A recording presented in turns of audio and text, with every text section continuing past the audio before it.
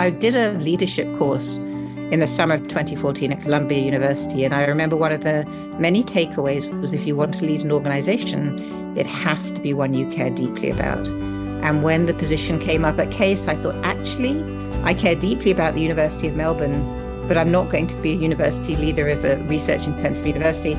I couldn't think of an organization I cared more deeply about than Case.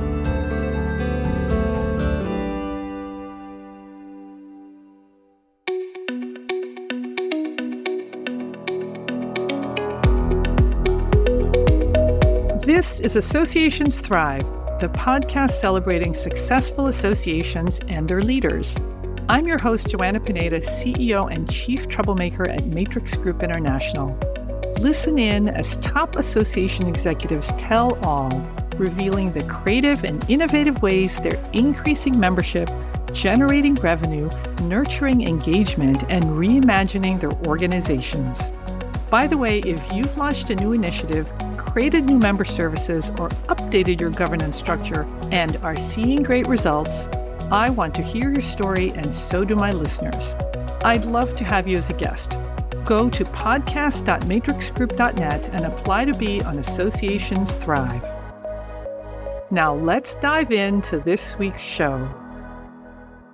Today, I'm speaking with Sue Cunningham, who is President and CEO of Case.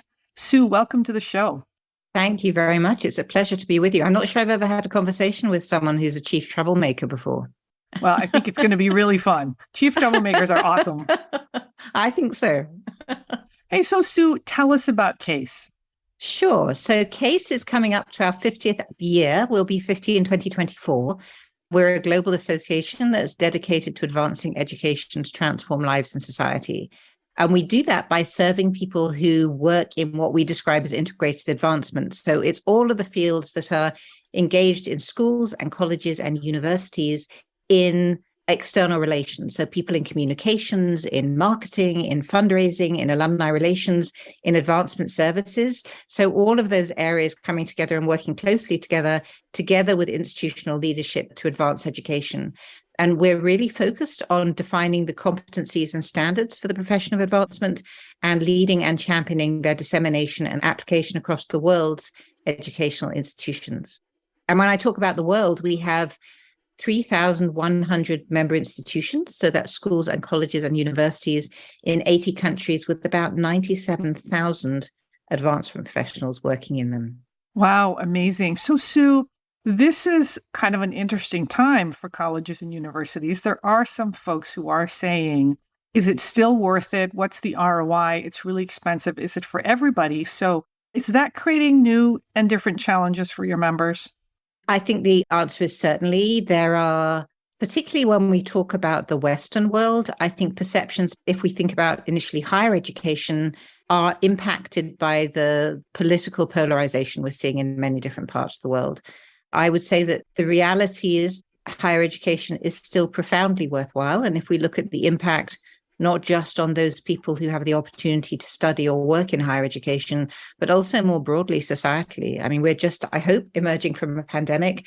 If one takes one tiny example of societal impact, the development of vaccines and the work that happened in universities and the outcome of research in universities that delivered on that. Yes. And if one looks at the work in independent schools, which is another really important sector of our Case membership, the amount that those schools do in their community, in addition to educating and offering opportunities and access to students to experience the schools, is phenomenal. And I think the storytelling about the impact that those schools are having more broadly in the community through partnership is really important, and the extent to which those schools are very mission-based. So I could go on all day about why schools and universities are so important. And we're currently involved in an initiative called Discover the Next, which is really focusing on amplifying the impact of higher education, working with universities and colleges around the world.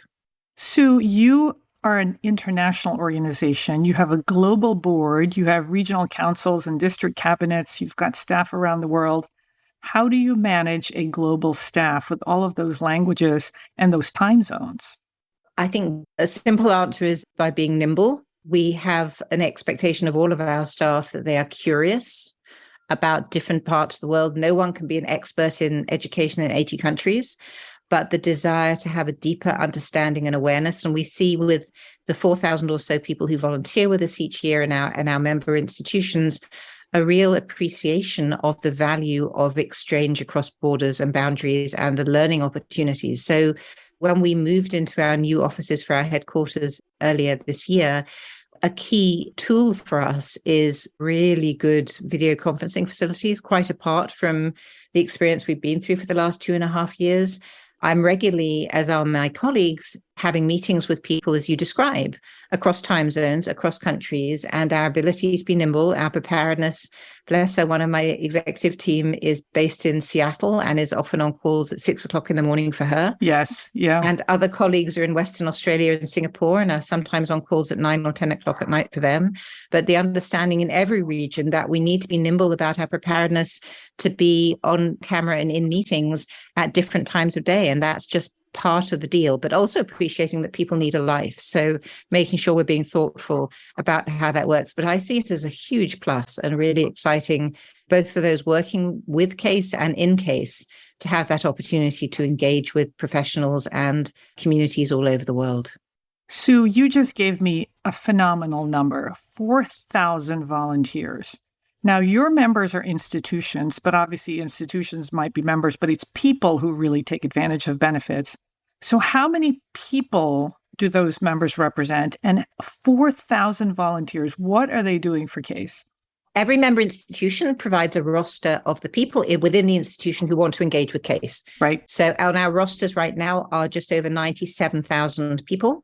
Wow. And that could be, they're predominantly people working in advancement, but often institutional leaders and provosts and deans and so on. And then when we look at our volunteers, I think our volunteers would acknowledge that we ask a lot of them and they are incredibly engaged. In fact, my journey to becoming engaged with CASE when I was working in advancement was by being drawn in as a volunteer for the organization. So volunteers do everything with CASE, from sitting, as you say, on our board or on our regional councils or district cabinets, sitting on our commissions, which are our think tanks, whenever we're thinking about doing anything strategic. So for example, work around our data and surveys, we have steering committees of volunteers to help us develop and focus them. And volunteers also, we run nearly 140 programs a year in person and virtually. Oh my God. And the vast majority of people teaching on those programs are volunteers. So it's the lifeblood of CASE. They are the lifeblood of CASE. Before we get into the things that CASE is doing to thrive, tell us how you got to become president and CEO of CASE. Tell us about your journey. So if I go back to the beginning of my career, I would never have guessed that this is what I'd be doing at this stage of my career. And yet, if you look backwards, it sort of does moderately make sense. So at college, I studied performing arts and wanted to work in theatre and went to work in theatre and stage management. Wow. In the UK, in North Wales at a theatre called Theatre Clwyd, and was there for 6 years. As I was approaching the age of 30, I realized that there weren't many stage managers who were over 30, apart from in the West End. So I started to move into arts administration and worked for a photographic gallery. And that photographic gallery that I worked for in South Wales was starting to think about fundraising. And so that was part of my job description when I started in that organization. And then things moved remarkably swiftly from there to a set of museums across Wales where I set up fundraising. And then my first university job was at the end of 1997-98, where I was hired to be the Deputy Director of External Relations at the University of St Andrews, where, as you can hear, I'd had very little experience, no experience in the university sector working, and been building teams, but over a relatively short period of time. And so I was really looking for where I could learn this profession, and I found CASE. So from the earliest days at St Andrews, when I was deputy director and then became director of external relations, then went to Oxford for 10 years to run development for a college and then for the whole university, and then to the University of Melbourne in Australia, where I headed up advancement there. And throughout that journey, CASE was a sort of guiding light and creating a community and a source of learning and volunteerism. And when this position came up in 2014, and someone said, have you thought about applying for it? In fact, one of the trustees who was at one of the CASE conferences in Hong Kong, and I said, I doubt they'd hire someone with my accent. Every president of CASE has been from the US. And 10 months later, I was offered the position, which was phenomenal. Amazing. Congratulations. Thank you. And that's now nearly coming up 8 years ago, Joanna, 8 years. Wow. Well, so what's interesting is you interacted with CASE as a member, you volunteered, you kind of moved up the ranks in the leadership, and then decided to join the organization. So amazing. It was amazing. I did a leadership course in the summer of 2014 at Columbia University. And I remember one of the many takeaways was if you want to lead an organization, it has to be one you care deeply about. And when the position came up at CASE, I thought, actually, I care deeply about the University of Melbourne, but I'm not going to be a university leader of a research-intensive university. I couldn't think of an organization I cared more deeply about than CASE. And that's still true. That's still very true. Amazing. Let's talk about the things that CASE is doing to thrive. And let's start with your governance. And you and I talked earlier about how organizations that have governance that allows them to make decisions in kind of a rational manner, when you have boards that work well with their chief executives, are really the ones that are thriving. So you decided that you were going to update the governance. So tell us about that. What was it like and why did you decide that we need a change? My first year as CEO at CASE, which is a fairly normal thing to do, we went through a strategic planning process, which was brilliant in no small part because it really worked well with a listening tour. And because we have so many engaged volunteers, I think there were about 2,500 people consulted about that strategic plan. We came up with a series of pillars around member engagement and educational programs and diversity, equity, inclusion, and so on. But there were two enablers that people said to achieve these things. We think these two enablers are critical. One is technology and upgrading our systems, but the other was governance.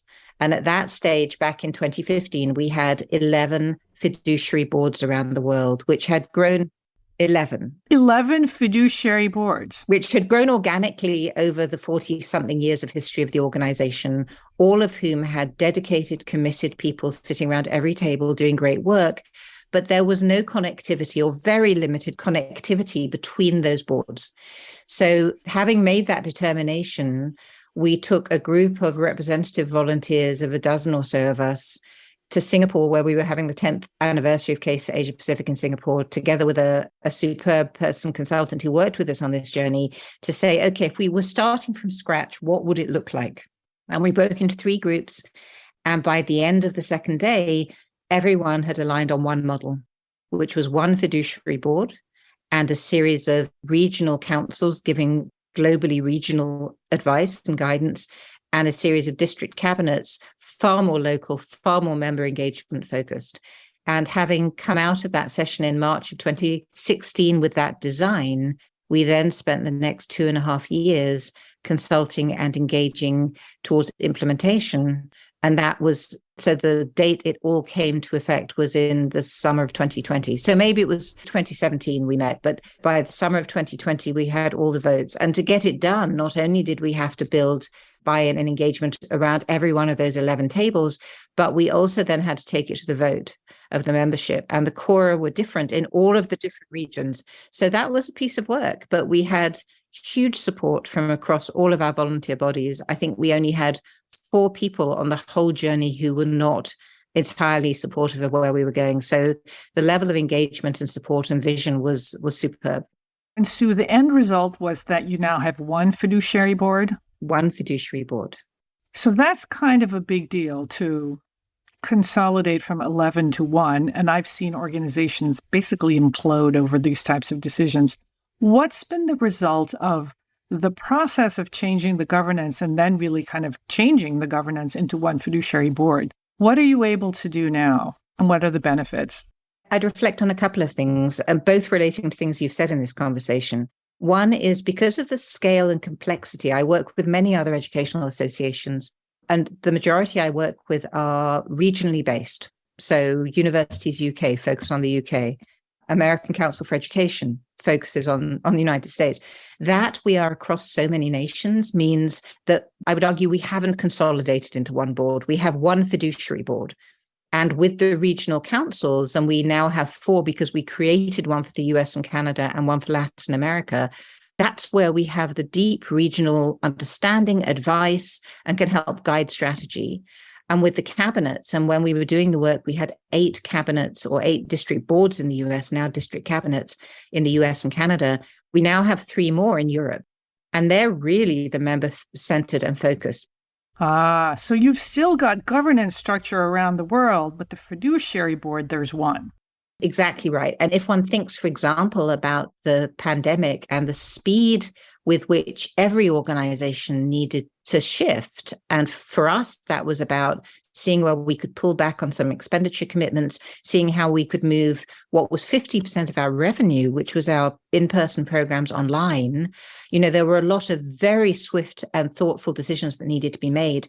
If there had been 11 different boards involved, you never would have been able to make those decisions. Not as quickly, and the speed with which we were able to do it, I think, made a huge difference to us meeting our 3 goals during the pandemic. One was protecting the organization fiscally, supporting our staff, and supporting our members. And being able to do those 3 things, I think the nimbleness with which we were able to act was because of this new design of governance structure in no small part, and because of the people who were involved to making it work. Now, Sue, you also did something pretty amazing during the pandemic, which was you developed a new strategic plan, and it was really very forward thinking. So tell us about that, and how do you do it when you can't be in person? It felt actually like a very positive thing to be doing in the midst of a crisis. Arguably, we could have spent the 2 solid years of the pandemic, when there was very little in-person interaction, really focusing on navigating the pandemic. And it was a lot of work and a lot of dedicated work. To be able to say 6 months in, it's important we continue to be very strategic in how we navigate this. And we need to focus on how this organization is going to be stronger coming out of it. It was also informed by the previous strategic plan, thinking we've moved the organization a fair bit, but we really need to revisit our business model.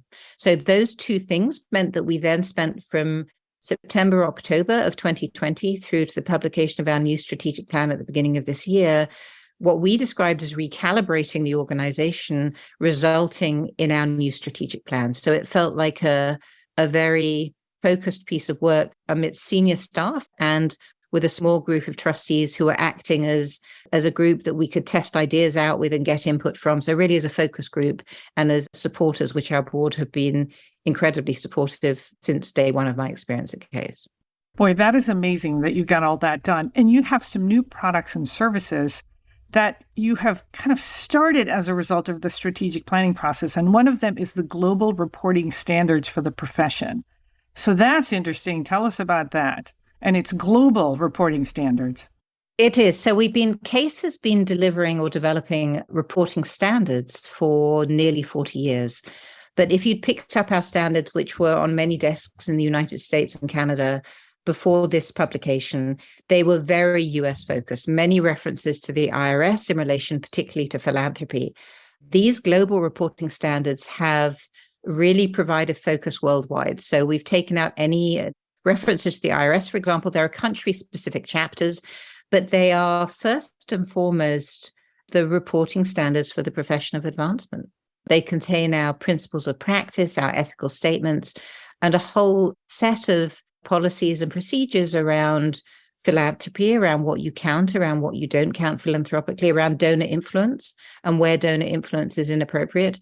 And all in all, I think they're a critical resource, as every profession has its own standards in terms of the protection of reputation of the profession. So I think they're an invaluable resource and something we're really committed over this strategic plan to ensuring that all 3,100 of our member institutions are aware of them, engaged with them, and adopting them. Sue, talk to us a little bit about the ethics of donor influence. That was something interesting in what you just said. So I think, sadly, there are times when we read in the newspaper headlines in the US and in other parts of the world, stories around philanthropic gifts, or actually times when they're not philanthropic at all, but which are being suggested as being philanthropic, where there are real concerns about the donors. And of course, one can think of a number of names of individuals and institutions from Epstein to Sackler and so on, where there are real concerns about the reputational impact on institutions by engaging with specific donors. What the global standards contain is really specific guidelines about what influence it's appropriate for donors to have and what expectations donors should have. And there's very clear language around philanthropy being an act where one shouldn't expect or anticipate any kind of tangible benefit from gifting philanthropically. So, for example, if you are an institution where you're building a new building and Joanna Pineda is giving a significant gift to name the new building, and Joanna has a wonderful friend who's an architect and wants your friend to be the architect who designs the building, that's undue donor influence. That makes a lot of sense. Okay. So, of course, you could suggest to architects when they're thinking about architects, but as a donor, you cannot determine who the architect for the building is. But that's just one small illustration. And of course, there are times with potential donors or actual donors where one can't anticipate reputational issues 20 or 30 years down the line. And at the same time, I think these reporting standards and the ethical standards and guidelines within them provide some really helpful lines to pursue and follow, which will protect, but there can't be 100% guarantees for all the obvious reasons. Yeah, that makes sense. Sue, you also, as an organization, have developed a new career journey framework. I love this. So tell us about that. I mean, it's really helping your members to be intentional about their professional development. Absolutely. So cases, when we do member surveys, one of the top benefits that members describe in terms of their engagement with CASE is our educational programs. Another one is around community. So we've been running educational programs for all of the 48 years of our history. We now run them in person and online and have about 140 each year, a combination of those both. So it's a great deal in different parts of the world. We developed during the last strategic plan a competency framework. So if you're working in advancement, what are the 8 competencies from strategic thinking to emotional intelligence to financial acumen to relationship building to a whole set of competencies? What the career journey framework does is map out at every stage of someone's career, and it's at 6 different levels, what experience, what expertise, and what programs, therefore, it would be helpful to you to engage in order that you're developing over your career. And that framework or a set of curricula for people working in educational advancement hasn't existed anywhere as formally as that before. And of course, again, careers are not linear. People go in all sorts of different directions. They may be a marketing professional who decides to move into advancement services, or an alumni relations professional who decides to move into student relations, or there could be a whole different array of career directions, or people who come in mid-career from something entirely different and come into a fundraising role. So what competencies do people need at different stages, and what are the tools to help build those competencies? So an amazing framework for someone who is a professional as well as their managers and their bosses. Absolutely. So that they can help really guide the professional development for the people working for them. Wow. Absolutely. And working with those people, working with talent managers, with leaders within institutions to help develop their team's career journey frameworks is absolutely the heart of this. And we're building this over the current years of the plan. So we're now year 1, so that by 2027, that career journey framework will be fully populated. Now, I also want to talk about your AM Atlas, because it's a wonderful benefit that I think has really helped CASE thrive. So tell us about the surveys. So I was talking to someone earlier today who's involved in a program that we do called the CASE Academy that I'm teaching on, who was saying, for me, my ability to build my team and therefore be successful has been so informed by data, because I can take the data to my leaders and say, you've invested X and we've achieved Y. If you invest 3X, we can achieve 3Y or 6Y or whatever it might be. So data, I think we're finding in all walks of life, has become increasingly critical. And AM Atlas is the umbrella for all of the surveys and benchmarking studies and research that CASE does in support of our members. So we have, for example, the Voluntary Supportive Education Survey, which has 40 years of data around fundraising. Wow. In universities in the US. We have a survey in Australia and the UK and in Canada, all of which are now using the same data points. So we can compare learnings across different parts of the world. And we introduced about 4 years ago alumni engagement metrics, so that for the first time, we can compare apples with apples in terms of what we're learning about what works with alumni engagement. And institutional leaders can again understand the huge impact of their investment in alumni engagement, which has many facets, from volunteerism to communications, to advocacy, to philanthropy, and a whole set of other things besides. So those are just some illustrations of the data and research that we do, but I think a critical tool to anybody working in educational advancement in 2022. So, Sue, we can't interview you without talking about your new book. It's called Global Exchange, and it's conversations. We'll put a screenshot on Instagram and we'll put a link in the show notes. And it's basically conversations with Sue Cunningham about these different topics. Tell us about the new book. So the book is, as you describe it, there are 10 chapters and conversations with 40 leaders in philanthropies, for educational institutions, and in educational advancement about trends affecting the advancement of education. And for me, having had the opportunity in my life to live in different parts of the UK, in Australia, and now in the US, and having had the opportunity to grow in the CASE community for 18 years as a volunteer and now nearly 8 as a CEO and president, there's just a community of deep expertise in different parts of the world.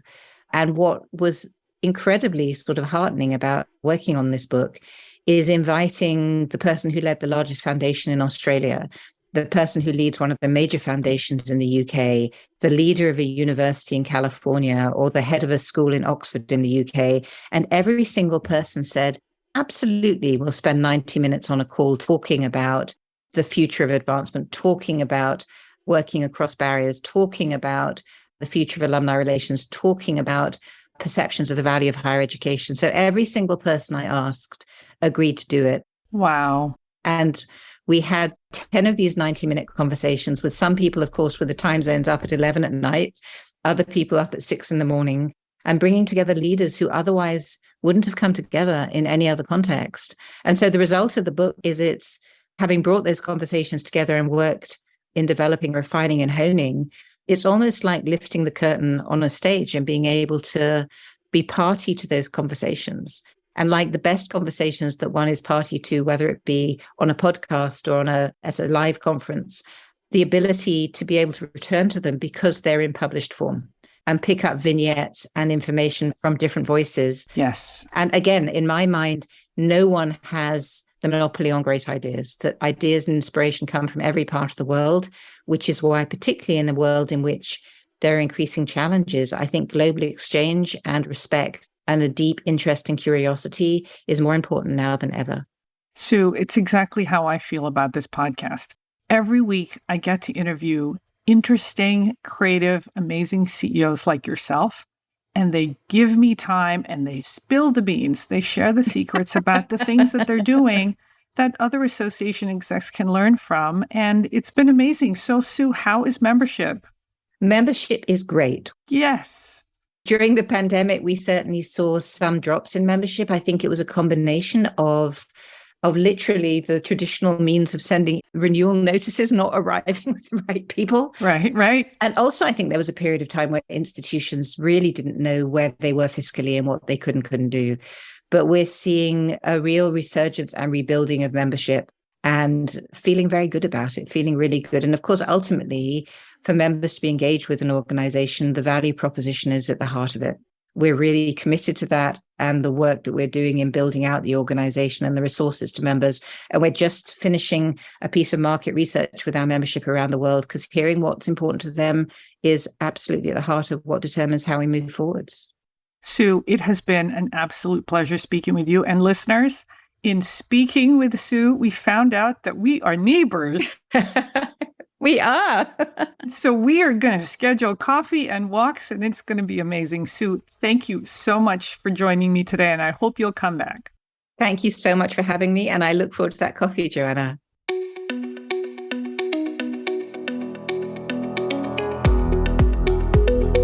Thanks for listening to Associations Thrive. We're so glad to have you here.